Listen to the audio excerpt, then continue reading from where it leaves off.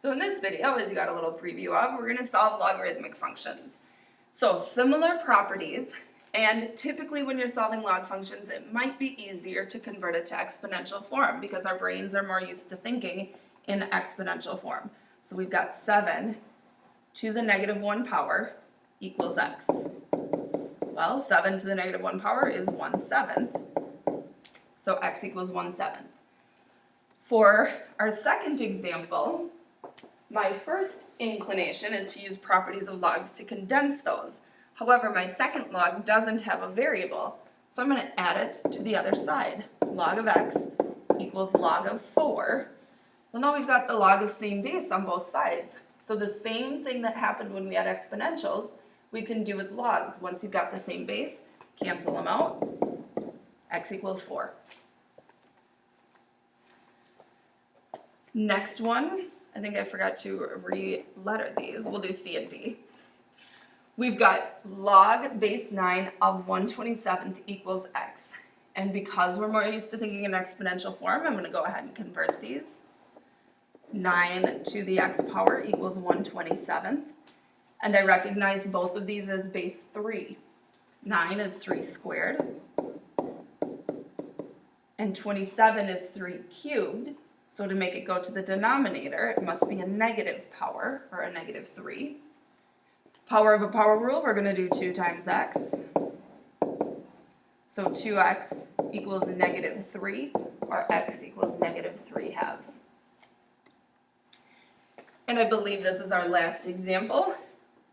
Here, because the other side isn't 0, if I add log of 3 to the other side, I won't be able to really do anything with 1 plus log 3.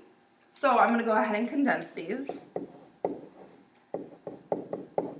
Subtraction means, sorry I lost my 5, means division. So we've got 45x divided by 3 is 15x. So now I can go ahead and convert these to get rid of my log. Remember, if we just see a log, it's base 10. So we have 10 to the first power equals 15x. Well, 10 to the first power is 10, so I'm going to divide both sides by 15 and simplify to get x equals 2/3. I was wrong. All right, so let's take a look at what happens if the bases aren't equal. That can be a problem because our purpose or our goal is to get them with the same base so we can cancel them out. Well, 72 sure isn't base 4, and it's not base 2 either, which we could use for 4 to the x. So what we're going to do is convert this one to log form because the answer that we're looking for is the exponent, and the answer of a log is the exponent. So this becomes log base 4 of 72 equals x. So now we can use our change of base formula and do log of 72.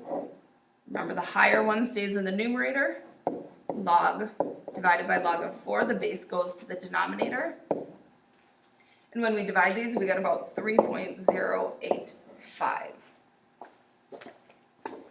So we're going to use that same principle with this, which is actually our last example this time. 5 to the x minus 2 equals 200. So another thing to do is, instead of converting it to log form and using change of base, you can take the log, the common log, log base 10 of both sides.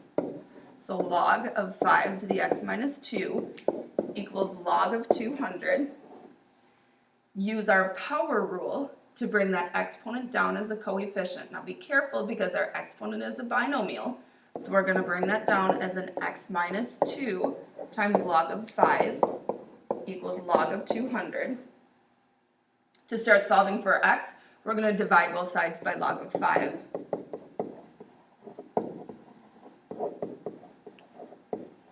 And add 2 to both sides. You may want to get a decimal for the log of 200 divided by log of 5 before you add 2 to both sides, just so you can keep the calculation straight in your calculator. I just punch it all in, and I got about 5.292 in your U-Try questions.